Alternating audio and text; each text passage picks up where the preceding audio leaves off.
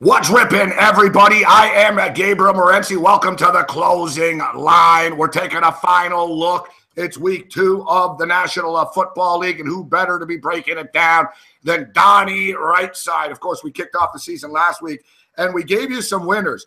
You know, as a whole, I didn't have the best week 1 of the National Football League, but we did very well with our props. We came back strong on Monday. We came back strong on Thursday with the Houston Texans. I'm feeling good about week 2 right now. We had a big Saturday with the college games, although I got to tell you, there's no way in motherfucking hell that the NFL is going to be anywhere near as entertaining as college football was yesterday, except I got to be honest with you. I don't give a crap about the entertainment factor. I care about winning, and we're going to try to put you in the winner's circle this morning.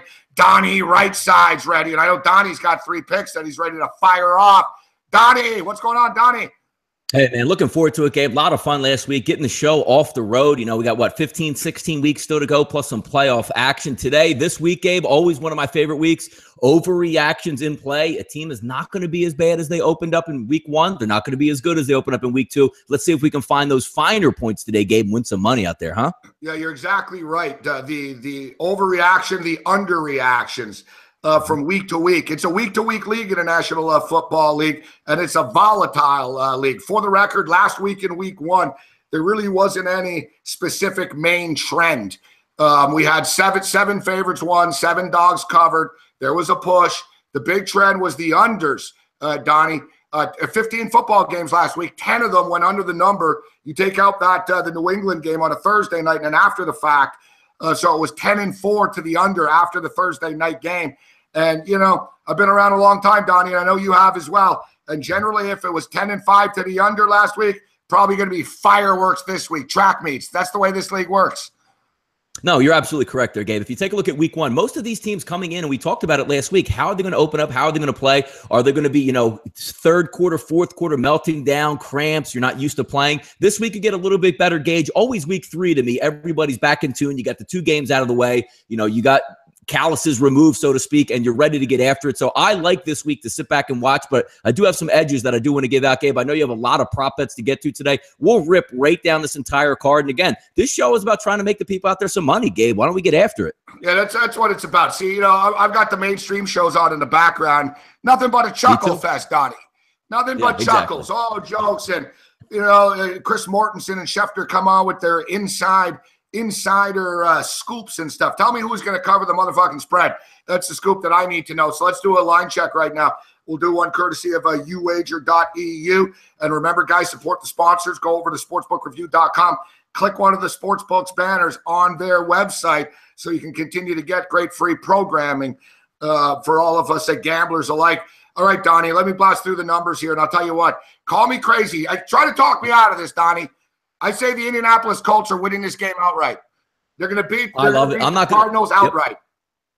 I'm not even going to try to talk you out of it. Jeff and I went over on the right side of campus early in this week. I like to pick a long shot or a dog. I mean, whether or not they win the game outright, you know, remains to be determined. But I was all over the Indianapolis Colts, a classic overreaction type of football game. And it's not even so much about how bad the Colts are. You're asking Arizona losing, you know, their best weapon on their football team. Carson Palmer looked awful. Do they have a good defense? Yes, they do. Back-to-back road games to open the season. And Gabe, a lot of the times you're not asking Indianapolis to win this football game. Just hang around within a touchdown. Jacoby Brissett's going to come in this football game. He's going to manage the game. Everybody's job in Indianapolis is on the line. They're at home. They have to put on a good performance. I agree with you here, Gabe. I'm not talking you out of this one.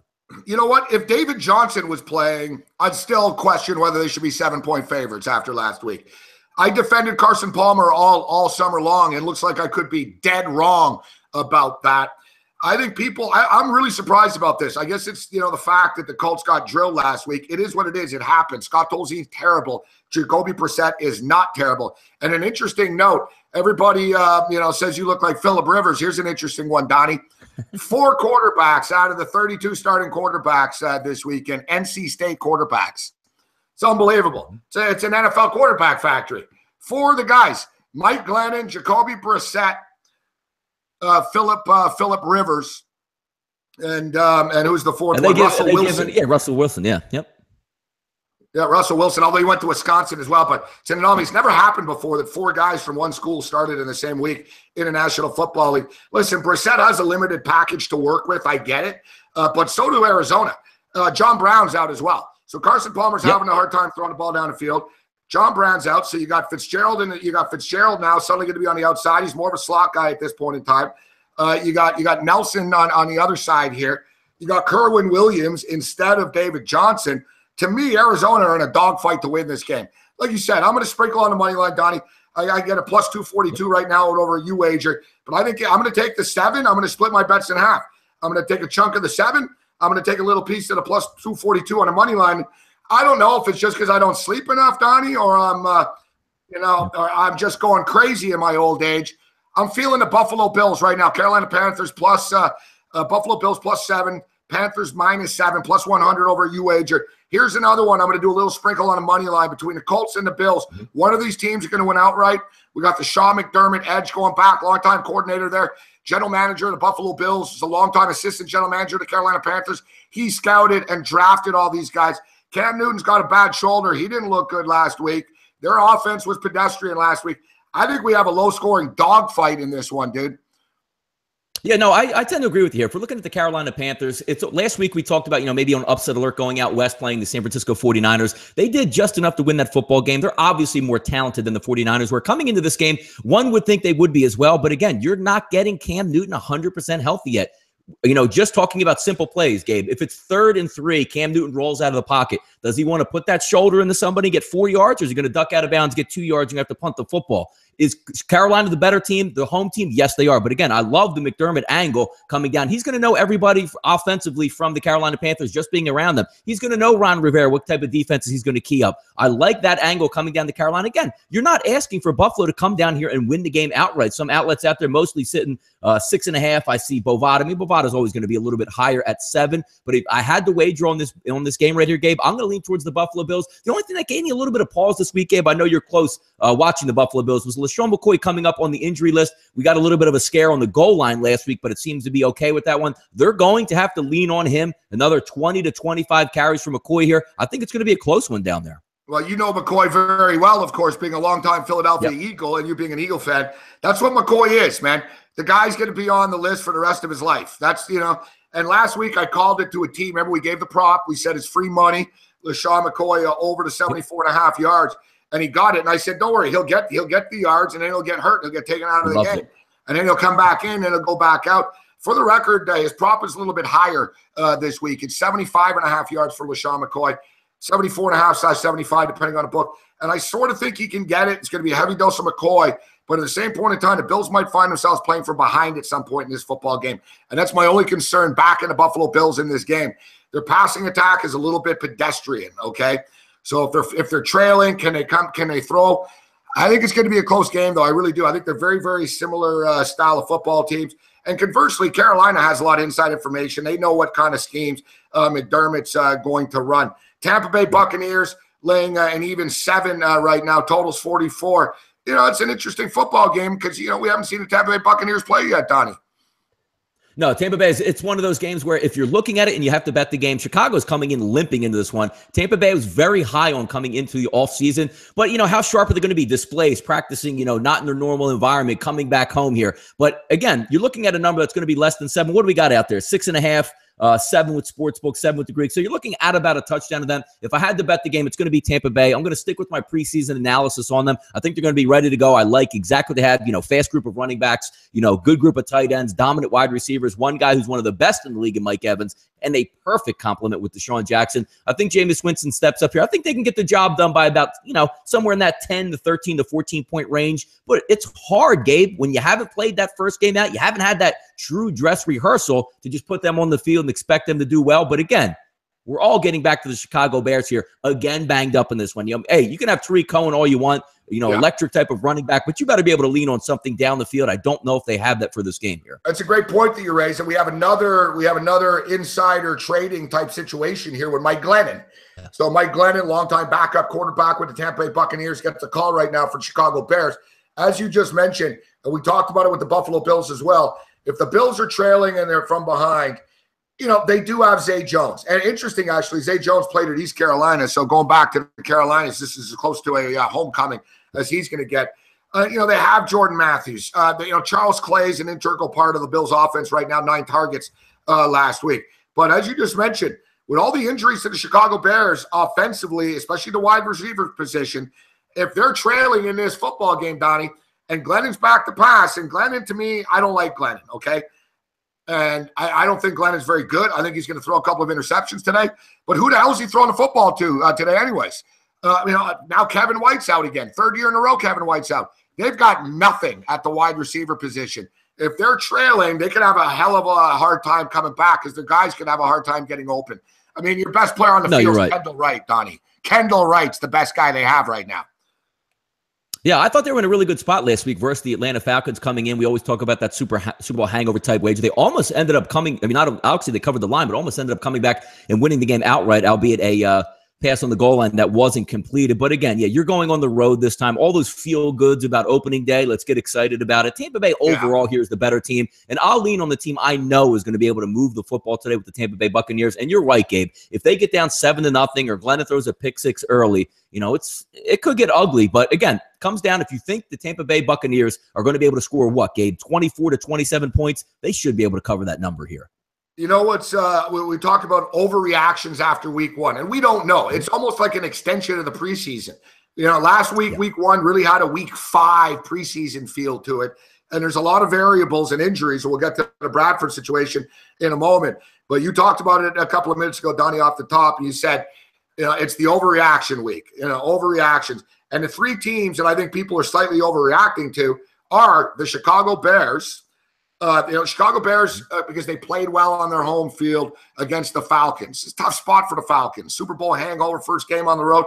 We mentioned it a million times. Chicago Bears going back to 1984 and only lost 3 home openers by more than 7 points. Cleveland Browns, similar situation, playing their home opener. Rams, another team, playing their home opener. And there's also some overreactions as far as some good teams that people think are going to be bad. But I agree with Donnie on this one. If I'm playing this one, and I am going to sprinkle a little bit, I'm going to put the Buccaneers. I'll be honest with you guys. Last night with the UFC, Luke Rockhold, the main event, he was like a minus 450 favorite. I didn't want to lay to 450, and I had nothing else to parlay him with, so I showed some patience, and I parlayed Luke Rockhold with the Raiders, and I have another parlay, Luke Rockhold, Raiders money line, Bucks money line. But the Bucks are going to get it done, which leads me into the Cleveland Browns. Yeah. People very excited about the performance last week. We'll see what we get from them today. I'm passing on this game. This is a game I just don't want any part of. No, tough game. I mean, it's an interdivision rival. You don't know what you're going to get from both teams because, Gabe, we watch. I mean, if you're playing Cincinnati right now, you're basically on defense. You're saying, look, let's not make a mistake. We're going to get the turnovers because the other team's quarterback. We won't even mention his name here from the Cincinnati Bengals of how disappointing, so to speak, he's been. No, they're going to be fine now, Donnie, because it was all Ken Zampese's fault. Oh, it was the old coordinator. That's yeah. Don't change the quarterback. Change the ball. Yeah, it was the coordinator was fumbling the ball. It was the coordinator that was sailing the passes over receivers' heads into the Ravens' arms. Like what a joke, by Marvin Lewis. What a coward Lewis is. Your quarterback is terrible. It's not the coordinating, it's the execution, and it makes Zampese the scapegoat. And I love the fact the guy that's the new offensive coordinator is the quarterback's coach. So let me get this straight. The guy that's coaching the worst player on the team gets promoted, Donnie, but they're not playing. So anyways, sounds like you and I are on the same page with that. It ain't Zampese's fault, man. No, I mean, how could it be? I mean, you're a veteran quarterback. You come up to the line of scrimmage, Gabe. It's simple football 101. You go, hey, look, both of their starting cornerbacks are out of the football game. I have one of the best wide receivers in the game. Let's continually throw underneath and go to guys that can't make catches and, B, C, and D wide receivers. When you have A.J. Green, when in the first half, Gabe, when all else fails and break down, what do? Throw it up in the air to A.J. Green, made like a 50-yard catch in front of 3 people. But no, let's not include him in the game. Last play with the game on the line in desperation. They threw it to Erickson. That is a fireable offense. You're right. I'll give you that much. Listen, so Baltimore gets it done last week. The one spot, and I'm a big Harbaugh guy. I'm a Michigan guy. So, I love the Harbaugh brothers, the great coaches. But with that being stated, the one role that he hasn't succeeded in as his home chalk are the Baltimore Ravens, the type of team you want to be laying this type of chalk to. And in fact, 1-7 against the spread the last 8 times that he's been a division home favorite of 7 or more points. It's not a role that the Ravens have cashed in over the years. No, Ravens, I mean, we've seen it time and time again. I call it the Tucker effect. Once you get the ball at the 35-yard line going in for the Baltimore Ravens, you automatically say, look, we have 3 points in our pocket. If we score a touchdown, that's great, but don't do anything stupid. Don't take a sack. Don't turn the football over. It's actually a detriment to me when you have an unbelievable kicker, because if you flipped it around, you had a rookie who's 50-50, Gabe. As soon as you get to the 35-yard line, what is the quarterback's mindset? I got to punch this in, or I got to make sure we get this inside the red zone, inside the 10-yard line. Looking at this game competitively, Cleveland played a very competent football game last week versus the Pittsburgh Steelers. I don't know how much they were in it to actually win the game itself, but it was a nice cover, came back in the second half. But Cleveland going on the road here with a rookie quarterback in a tough environment. Baltimore's a good home team. You're right, Gabe. Not a good chalk team, but let's see how the rookie comes up, because that Baltimore defense is pretty stout here. Well, you mentioned, you remember at the IFBC, I spent a couple of minutes talking about Justin Tucker and the Baltimore Ravens. 16 games last year, the long field goal prop was 12-4 to the over. But with the problem last week, Donnie, Andy Dalton's 5 turnovers the whole game was a cluster. It was a train wreck. So there was no natural flow to it to have legitimate field goal opportunities. For the record, looking today, it's 44.5. Another thing I've noticed too, there weren't a lot of there's a lot of chip shot field goals, but the offenses were pretty bad. A lot of low-scoring games last week, so the field goal opportunities were bad. There were a lot of garbage field goals when teams couldn't punch it in, 17 and 22-yard field goals. So it's 44.5, the long field goal prop in that game. We'll get to the props that I like momentarily. Right now, the Ravens are up to 7.5 right now. The total's 39. I've got no interest in betting this game. Yeah, if you look at this game, forget about the side. We'll go 7.5. I'm not going to take Baltimore that much. I'm not really feeling taking Cleveland on the road with the rookie quarterback. But looking at the over-under here, Gabe, let's say it opens up at 41, sitting about 39. The one thing that I'm pretty sure on, and if you watch the Thursday night football game, you had 2 bad quarterbacks, 2 offenses struggling. It's almost one of those things I can see a carbon copy here. You have the rookie on the road for Cleveland versus a good defense. They're not going to open up the playbook. They're not going to run 5 wide shotgun and try to hurry up down the field. The same way with the Baltimore Ravens will be on offense saying, look, let's not beat ourselves again today. Quarterback's banged up. We don't have a lot of weapons. And again, we're going against a rookie. Let's lean on our defense. I don't see a lot of movement in this football game. I would be very surprised, Gabe, if this game ends up, 24-21 or 31-24 in that range. I see this game played somewhere around that, let's say 17-14, something real slow paced. Don't try to beat yourself in this one. I would look under the 39 in this game. Yeah, it's one of these deals where, listen, we don't have to bet. There's not a gun to our head, right? We're not hostages. Yeah, exactly. ISIS isn't holding us hostage. Well, we got to bet every game. You must bet every game, infidel.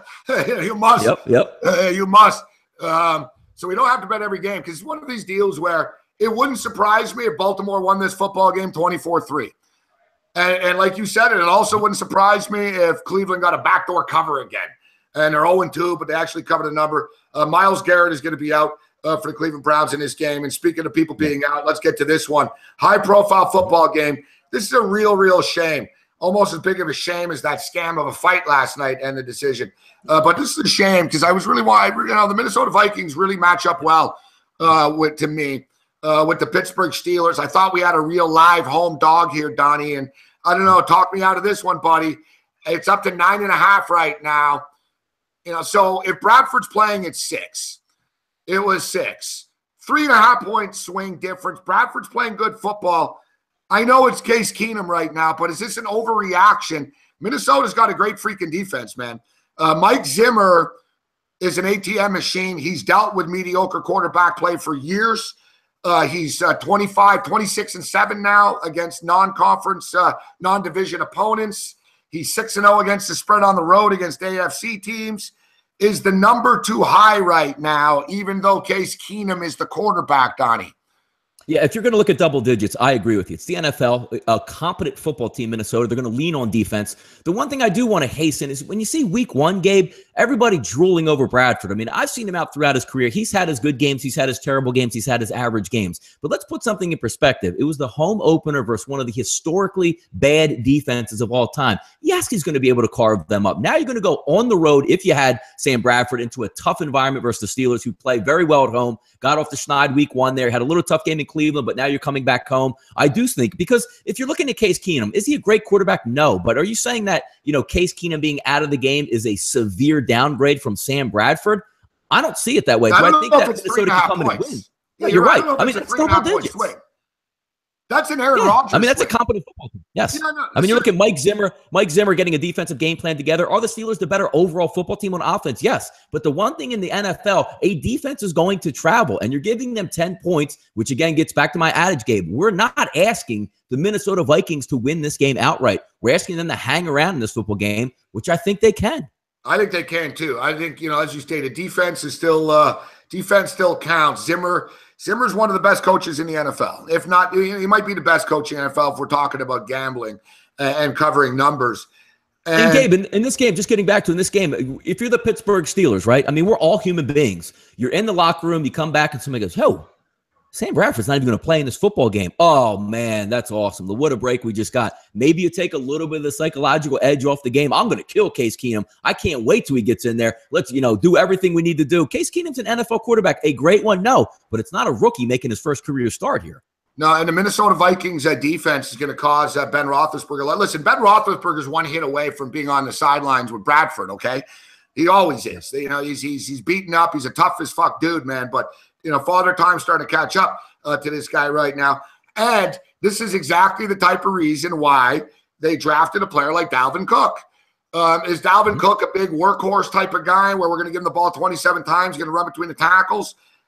Probably not, no. But at the same point in time, Dalvin Cook's the type of guy that Case Keenum can rely on and just dump off a little screenplay to.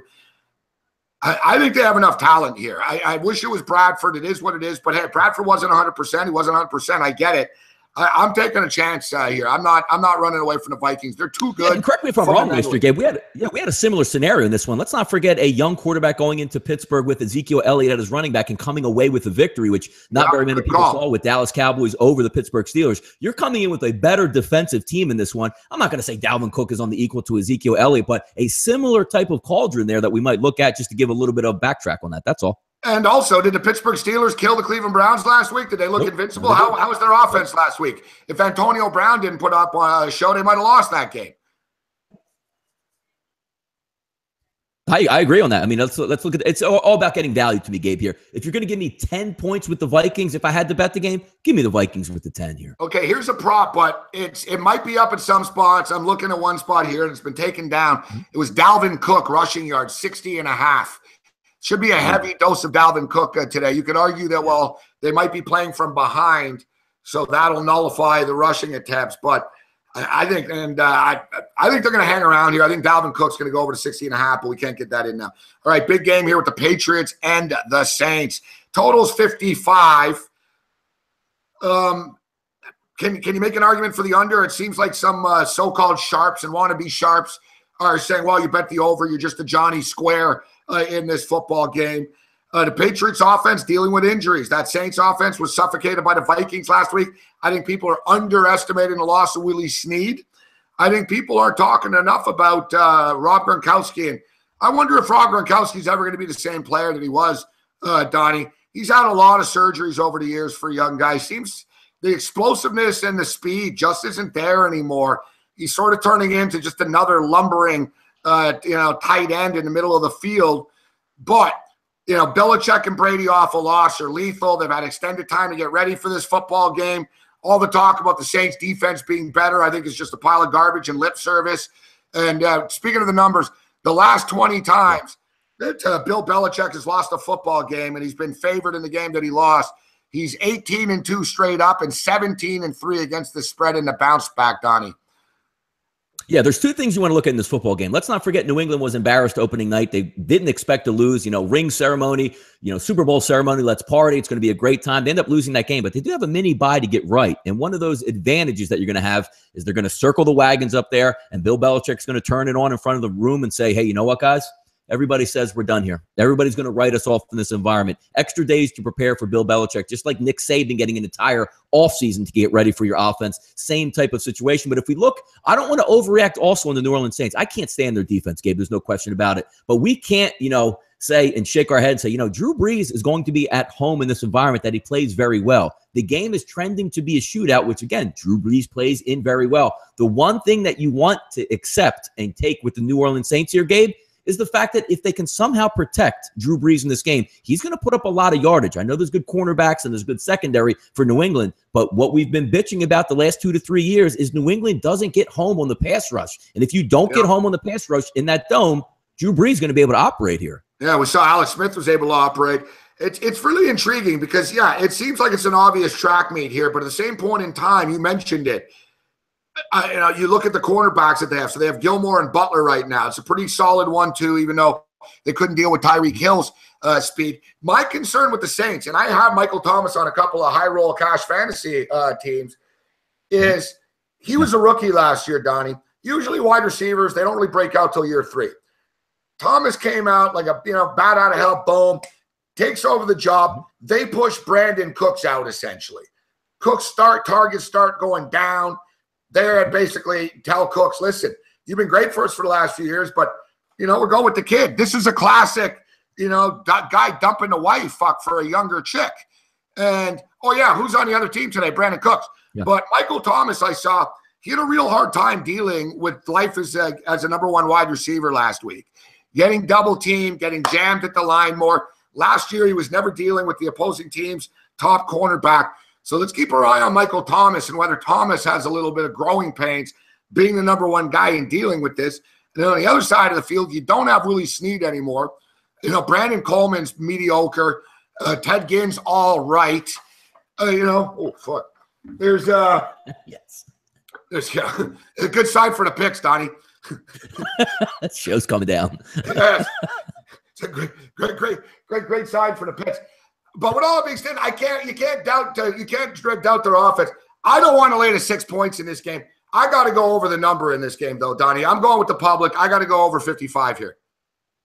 Yeah, just looking from a betting perspective on spread tickets coming in here, Gabe, looks like about 77% of the spread wagers coming in on New England. It's not really that much of a surprise. The one interesting thing here is Chris is sitting at 54.5, 5 dimes at 55. There were 57s on the board earlier today. So somebody scalping that number down, trying to get the absolute highest number and just take the under. Because again, you're looking in the NFL game, anything higher than 52, 52.5 is really an unbelievable shootout that you don't see that much in the NFL. If it was to happen, it looks like it's going to be this one. I'm interested to see what type of game plan comes out, because if it's me just trying to guess here, Gabe, New England's trying to get right. They're going to run a lot of no huddle. They're going to push the pace. New Orleans really shouldn't threaten them from the defensive side of the ball. The one thing I want to see out of Sean Payton is they're going to say, all right, I have 3 running backs. Let's try to slow the game down. Let's be a little bit more methodical. Exactly. Let's have 8 to 9 minute drives. That's the concept that you're going to have to say, which way is this game going to go? Because if New England gets up early, Gabe, they're not taking their foot off the pedal. They'll try to hang 40 to 45 alone on the Saints defense, but I'm interested to see how the Saints come out in this one. Yeah, it really will be interesting to see whether the Saints try to slow this down as well. And the Saints, they did try to run the football more. And surprisingly enough, it wasn't with Ingram and it wasn't with AP. AP is going to get cut. AP's probably got a week or 2 left with the Saints, I believe. Yeah. Yep. I think Kamara could have an impact on this football game. My deal with this is I feel that the Patriots probably win this game, and they should win this game. But that back door is going to be swinging wide open, man. Back door is going to be swinging wide open. You're going to have Drew Brees and the Saints. You're laying 6 points, man. Even if the Pats are up by 10, they're up by 11, they're up by 12, they're up by 13. That back door is swinging all open. I just don't see how it's tough to lay the Patriots and the points in this game. Yet, like we said, the number 17-3. 17-3 against the spread. The last 20 times are coming off a loss when listed as a favorite. That's tough to overlook. I'm betting the over, Donnie. I'm pulling the trigger on the over. I think we're going to get there. Yeah, I can't blame you on that. And again, New Orleans, coming from a fantasy perspective for yourself there, Gabe, there is no better quarterback, or should I say a junk time performing quarterback than Drew Brees. I've seen it time and time and again. His defense is awful. They're down 21 points. There's 6 minutes to go in the game. Somehow he engineers 2 touchdown scoring drives where he picks up another 140 yards passing with another 2 touchdowns. Never count Drew Brees out when the backdoor is in effect. I agree, Gabe. Yeah, you know who else is the king of that? The guy that he got replaced by, Phillip Rivers. Brees and Rivers are the kings of the fourth quarter yards, and Rivers the king of the teaser. I like to see Phillip Rivers' record as a teaser. All right, I finally got a prop. I don't want to force any props, but we arrived at a game. We got some props. Can we talk about this? Mm-hmm. Brandon Cooks. Brandon Cooks goes back, takes on his former team. And, whatever. Guys, everyone's taking on their former teams all the time nowadays. There's so much turnover in today's professional sports world. But here you really do have a case where he's got a chip on his shoulder, Donnie.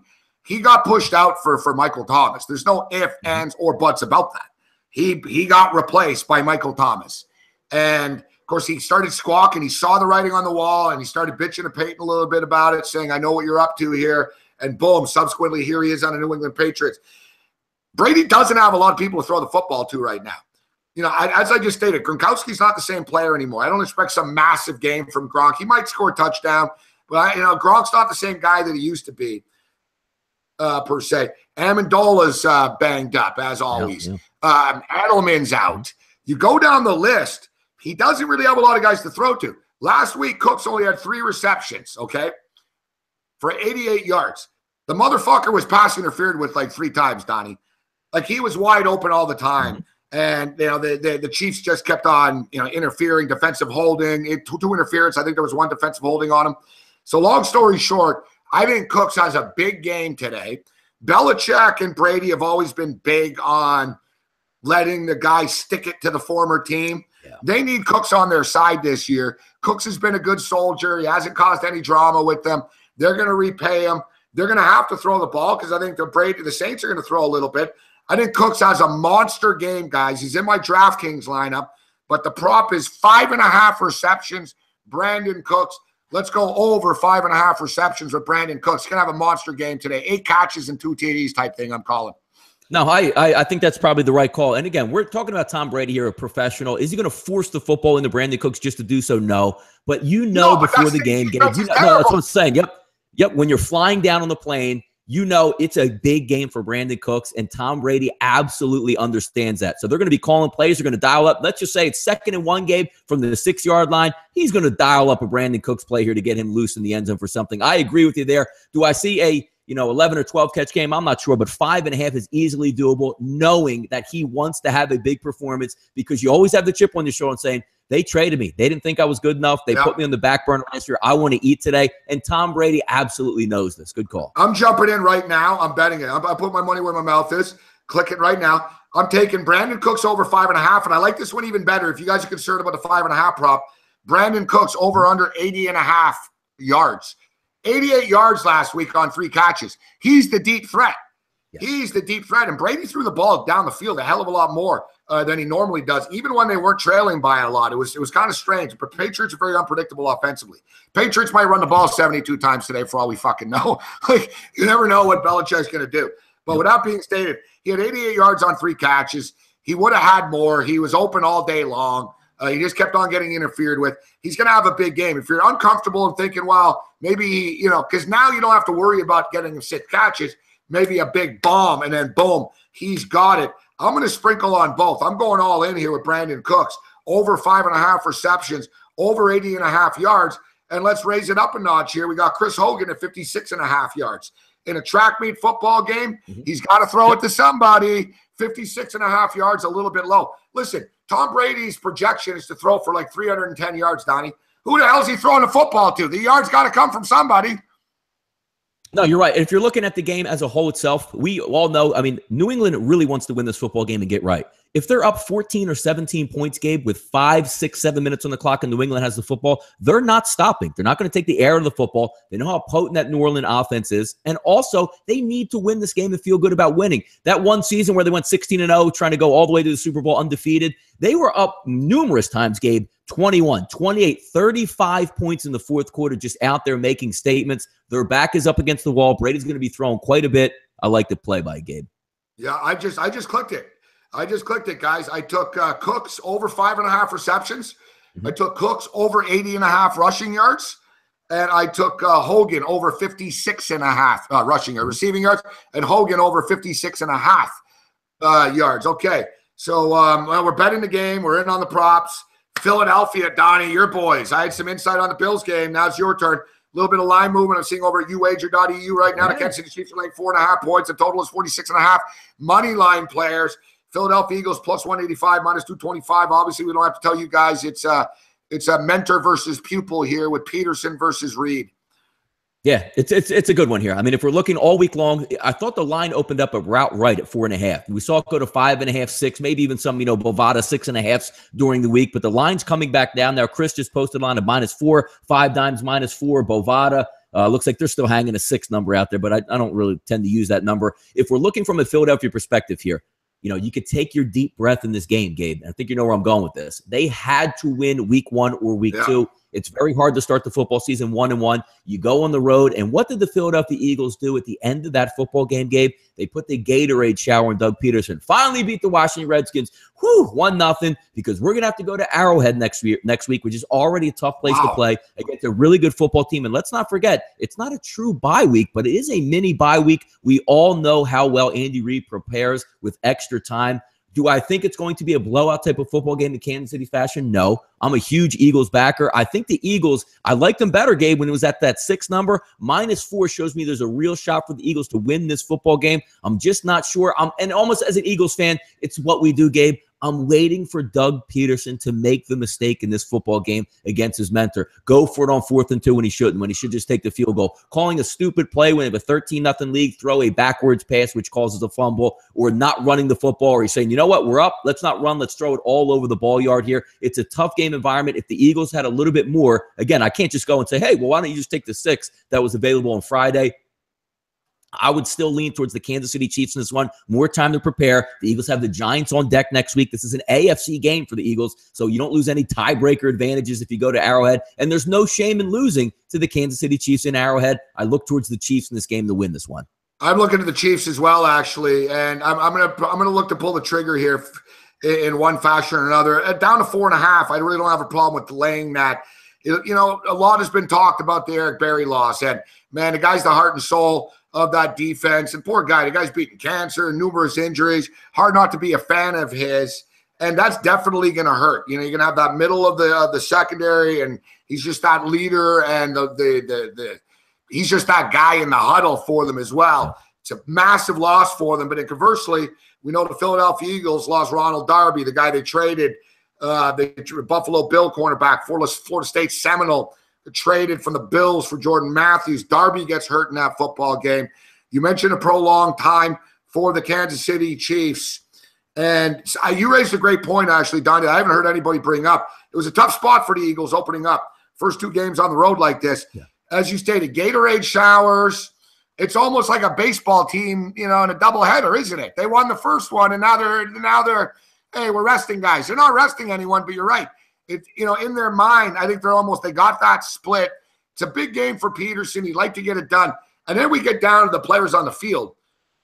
Oh, yeah, by the way, this Tyreek Hill killed pretty fast. And I don't care if he's a legitimate number 1 wide receiver or not. The motherfucker can run, and he's fast. And we got Kareem Hunt in the mix here. That Redskin game was closer than the final score would indicate, and that was a bad call at the end of the game. I'm not telling you that Kirk Cousins and the Redskins were going to march down the field then. They would have screwed it up. But that game was closer. I think it's a bad spot for the Eagles here. I'd like it. I prefer if it came down to an even 4 or even a 3.5 or something like that. But ultimately, I think the Eagles are going to have a hard time slowing Kansas City down. I think Kansas City is a whole new team now. I think the whole perception of the Chiefs being this pedestrian, Alex Smith game manager, I don't know if you can find a team with more athletic guys suddenly. You got Tyreek Hill, Tyreek the Freak. Now we're going to see Kareem Hunt, what he can do in the second stanza here. Here's a prop too, guys. Kareem Hunt, rushing yards, 67.5. It's just too low. They're going to hammer it with him. I know people are like taking a wait-and-see attitude, but I like the Kareem Hunt rushing prop over 67.5 yards. I like the Chiefs in this game. And I think there's going to be some points put up on the board in this game, Donnie. I like the over in this game. Yeah, both these teams, Andy Reid loves to throw the football. Doug Peterson loves to throw the football. Drew Ziller brings up a really good point here. For the Eagles to win this football game, they basically have to be perfect. I like Carson Wentz. He's going to be a really good quarterback heading down the line. The one thing that the Eagles took advantage last week versus the Redskins is the Redskins made a lot of mistakes, turnovers, fumbling, punts. And let's not forget the end of the game where Fletcher Cox strip fumble, whatever you want to call that, was good or not good. If we just take a look before, the Redskins were on a drive to take the lead. The Eagles dialed up a nice blitz, and Kirk Cousins did what he usually does, gets flustered, throws the ball off his back foot. Gabe, if that's not an interception, let's just say it was a completed ball and they score a touchdown on that drive, the Eagles probably lose. And it's funny because the ebb and flow of the NFL, if the Eagles lost versus the Redskins and Kansas City won opening night, I would love the Eagles here because we all know you can't go 0-2 in the National Football League. Playing with a little bit of house money here, and the worst team to go up against, very good home field environment, but they're going to take care of the football in Kansas City. They're going to make you beat them in their own house. which can the Eagles do? Sure, they're a very talented football team. But just the way this game sets up, I just think it's a Kansas City win here. All right, I just clicked this as well. A little play. I put less on this one than the other one, just because I need to save some money to get some action in here on the games. My name's Gabriel Morency. I'm not Donald Trump here. My bankroll, I don't have $9 billion in my bankroll. Man, I got a lot of props fucking in action here, man. Let's get back to the games. I'm getting prop crazy, man. I'm like a chick. I don't know if your wife goes crazy, Donnie, with her credit card buying shoes. I'm like, props. Yeah, put the credit card in the freezer, man. Freeze it. Don't let it get props. Going crazy here. All right, here's another one. The Tennessee Titans are like 1 point here. And I hate being Johnny Flip-Flop, and I hate being that guy that sat here last week telling people that the Tennessee Titans could beat the Raiders. But I didn't love that. I didn't love that last week. I liked the over in that game last week. I thought the Titans could win that football game, but I also forgot about Mike Mularkey. And, Mike Mularkey, arguably the worst coach in the NFL, at least one of them. There's a lot of bad coaches in the NFL, though. Pagano's right up there. But Mularkey's a horrible coach. Guy opens up with an onside kick. 4 plays later, he's down 7-0, and the Titans are playing from behind all game long.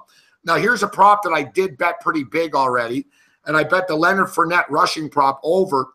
You look at the Tennessee Titans, there were a lot of red flags last week to me. Marcus Mariota doesn't seem to be getting better. He's athletic. He's a great kid. He's never had a drink in his life, and he's never smoked weed in his life and all that. That's all fine. But you're in year 3 now, and the decision process doesn't seem to be getting better. The accuracy doesn't seem to be getting better.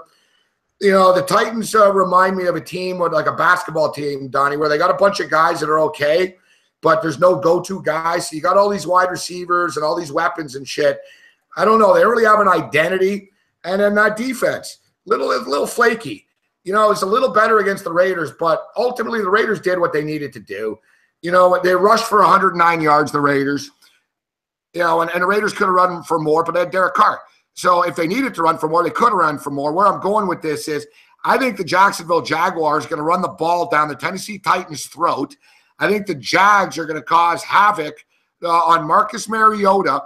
And, the odds makers obviously know something here, Donnie, because the public would have the Titans favored by 5 in this game if they fucking could. Jags are only +1 for a reason right now. The world's upside down, dude. Jags are going to be 2-0 in a couple hours.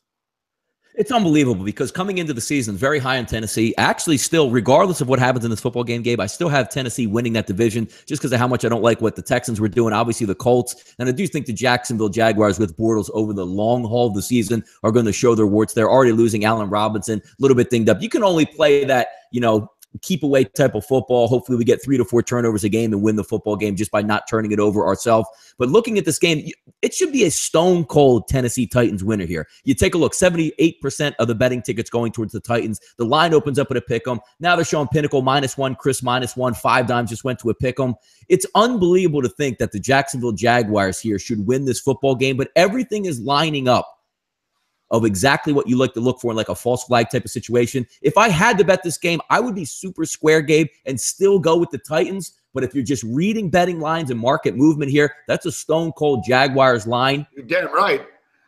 And that's the way I'm looking at this game. I don't want to bet this game. I don't want to be anywhere near this game. I wish this game was played like week 4 or 5 so I can get a better feel. Love the way Jacksonville played last week. But again, what is the prognosis here? We all know that Houston basically gave that football game away, but credit the Jaguars for not making mistakes and playing good sound football, running the football, pounding the football throughout the football game and winning it rather easily. I don't know what I'm going to get here because you're right. Last week, I was very impressed with the Oakland Raiders going on the road in that type of environment and putting up the points they needed to, getting the drives when they were necessary, and the Titans couldn't get off the field. I want to see how this game plays out. I'm going to stay away from it, but every fiber of my body says you should be taking the Jaguars, but my head's telling me, no, you like the Titans. You got to go with them. Well, listen, if you walked into a sports bar this morning and you told people the Jags are going to win, they're going to be 2-0, people probably start chuckling. Yeah, well, look at a number because guys that bet real money on these games know that this is a good spot for the Jags, and guys that bet real money on these games are also aware that the Jacksonville Jaguars have beaten the Tennessee Titans 5 of the last 6 times that they played. They're 5-0-1 against the spread against the Titans as well. I mentioned Leonard Fournette last week, 26 carries. People are talking, oh, Robinson's out. I'm going to tell you something, Donnie, and people are going to think I'm crazy for saying this, but that's even better for Jacksonville right now. That's even better. You know what it means if Robinson's out, Donnie? It means it's one less opportunity for Blake Bortles to fuck up. Yep. That's what that means. It's one less opportunity for Blake Bortles to fuck up. It just allows them to run the football. I'm looking at Jacksonville like you're playing Army today. All right, we're running the football 40 times, guys. Can you stop it? Yeah, we got Blake Bortles our quarterback. It doesn't matter. We're not throwing it. And oh yeah, we got a defense that's going to terrorize you. That 10 sacks last week that are fired up as hell. No one believes in the Jags. They've got us against the world mentality. You could tell the intensity with Marone.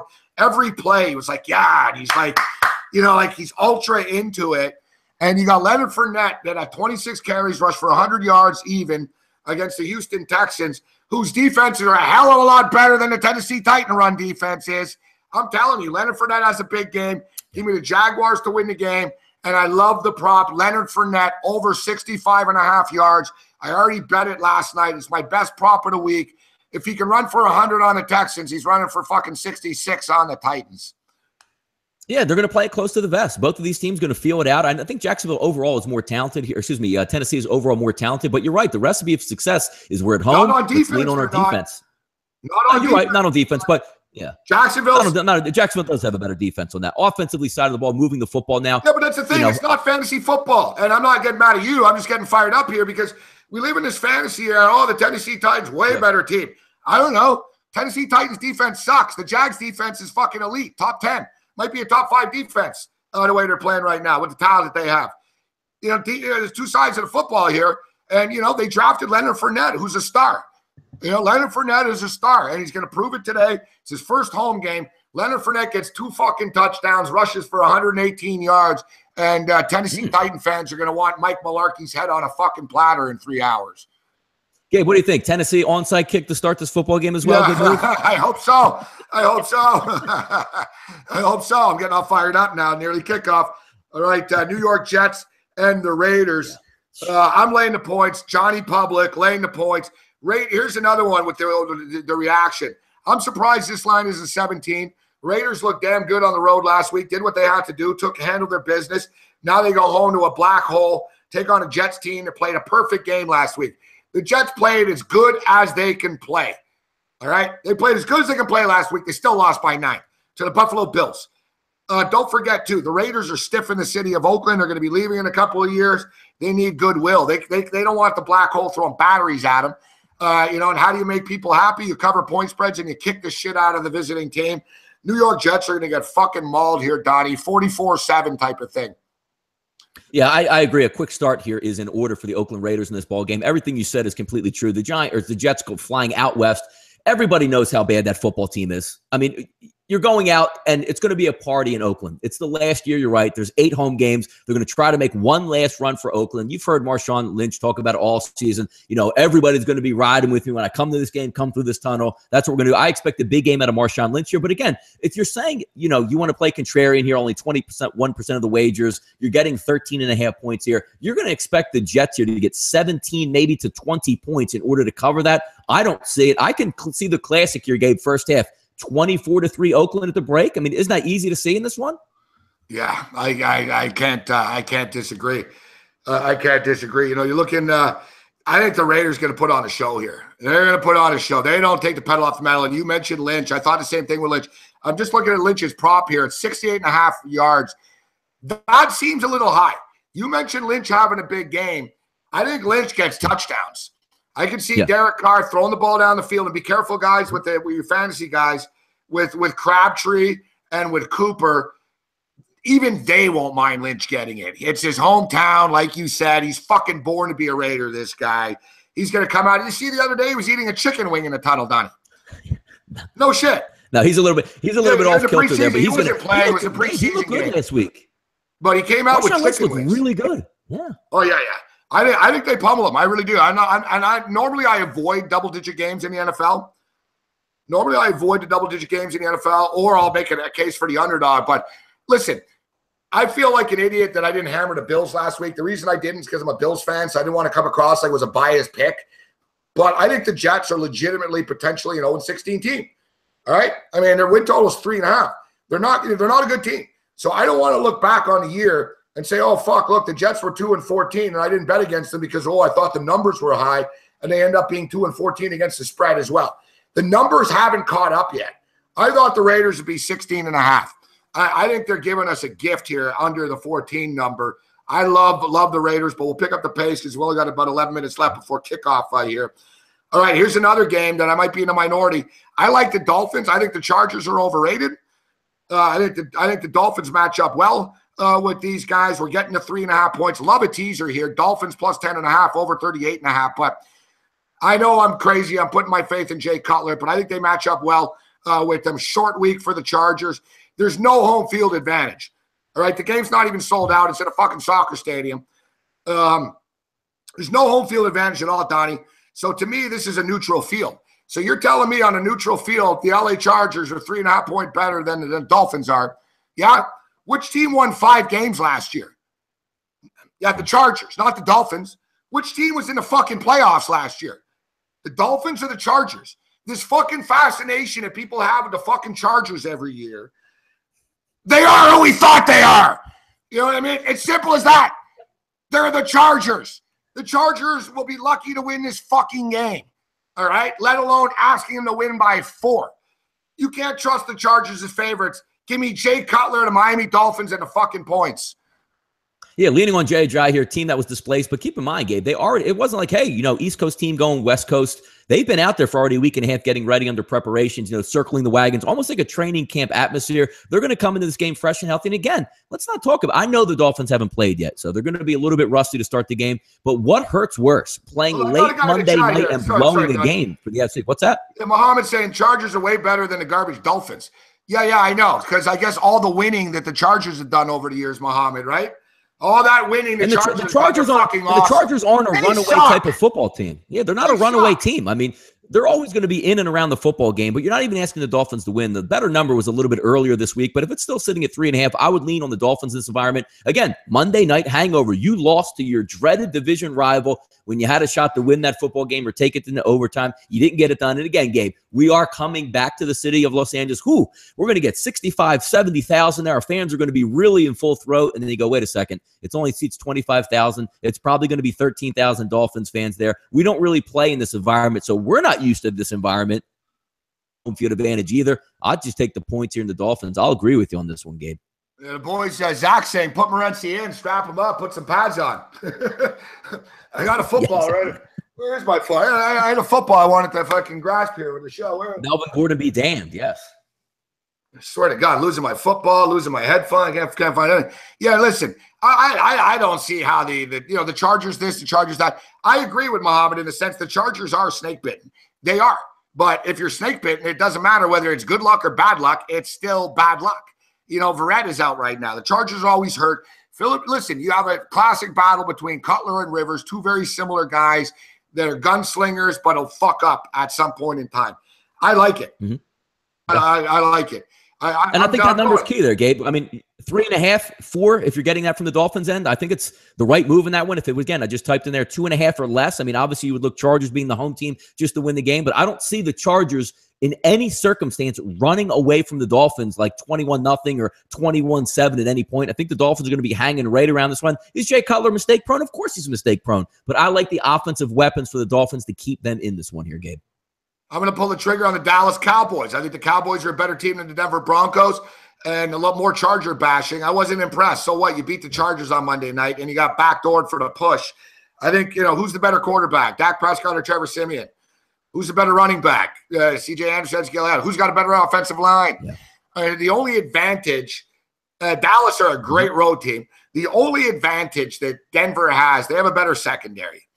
All right, your secondary is rock solid and elite. I'll give you that. But ultimately, I think Dallas are a better team. Give me the Dallas Cowboys. Yeah, it was interesting, Gabe. When it opened up, I think it told me a lot about where this game was going to go. I mean, that's a lot of respect for Dallas to go on the road at Denver and open up as a favorite -2. It's sitting around -1, -2.5, -3, depending on where you're getting that ball game at. That's a lot of respect towards Dallas. Gabe, we talked earlier, even last week, I believe, looking at this game overall. How do you win football games on the road? 1, you don't turn it over. 2, you have a good offensive line. 3, you have a quarterback that makes good decisions, a really good running game, and a game breaker wideout. All the recipe is in order for Dallas to to win this football game. I don't have a clear read, though, since it is game 2. I think Denver's going to come out and play good defense in this one. If I had to bet the football game, I would lean towards Dallas because they have everything you need to go into that environment and win a football game, but I don't have any direct play on this one here, Gabe. Dak Prescott's just special, and it's the continuation of last year. They were dominant. Dak was dominant last year. Dak Prescott's better this year than he was last year.